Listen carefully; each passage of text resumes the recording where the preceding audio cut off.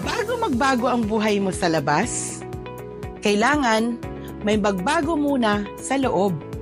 Hindi ka stuck kasi kulang ka sa galing.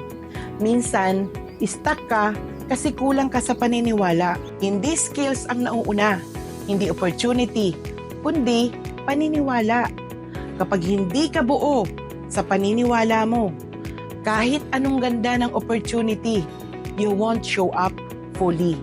You will doubt, you will delay, you'll downplay your potential. Pero kapag buo ang paniniwala mo, iba ang galaw, iba ang gana, may tapang ka, at may direction ka.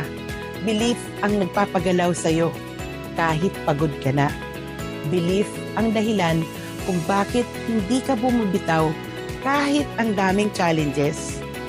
Kaya, bago ka maghanap ng bagong strategy, tanungin mo muna sarili mo, naniniwala ba talaga ako sa ginagawa ko, sa sarili ko?